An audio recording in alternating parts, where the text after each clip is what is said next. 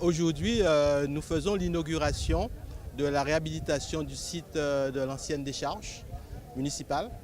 Parce qu'il faut savoir que depuis les années 70, ça fait donc environ 40 ans qu'il y avait ici une décharge à ciel ouvert. Et un de nos objectifs politiques principaux, c'est protéger l'environnement et réhabiliter les sites et la biodiversité de la commune. Parce qu'il se trouve que cette décharge était en bordure de falaises.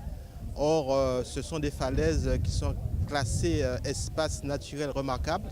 Donc, il est important que nous enlevions cette verrue de ces falaises pour redonner du sens et une visibilité de ces falaises en termes environnementaux.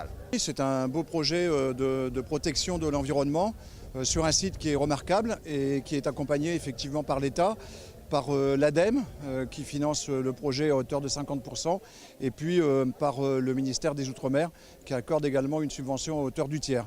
Donc on voit bien que l'État est complètement investi à côté des communes pour améliorer l'environnement et réhabiliter cette décharge a été, je crois, un impératif. Tout investissement qui est fait aujourd'hui dans le domaine de l'environnement, c'est pour les jeunes et c'est non seulement pour la Guadeloupe, mais c'est pour l'ensemble de l'humanité. Je crois qu'il faut dès aujourd'hui ne pas perdre de temps pour mener ce genre d'opération parce qu'on doit livrer une planète qui soit en bon état pour les jeunes. C'est, de mon point de vue, déterminant. On est rodé, je dirais, pour ce qui est de la création de décharges et de la rénovation de ces décharges en Guadeloupe.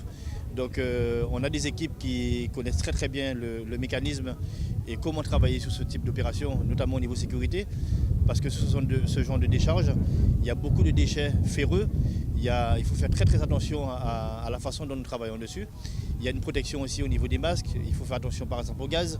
Donc il y a une pré-étude à faire en partenariat avec le bureau d'études qui nous permet de prendre toutes les dispositions avec le SPS aussi pour qu'il n'y ait aucun problème au niveau de sécurité sur le chantier. On a utilisé aussi des jeunes en insertion au niveau de cette opération, donc on les forme. Il faut savoir aussi que chez nous, au niveau de notre entreprise, les jeunes qu'on prend en insertion, on les embauche pour certains par la suite, suivant la motivation qu'ils ont pour pouvoir travailler. On les forme au sein de la boîte, on essaie de s'améliorer de jour en jour et en fonction des chantiers que nous rencontrons.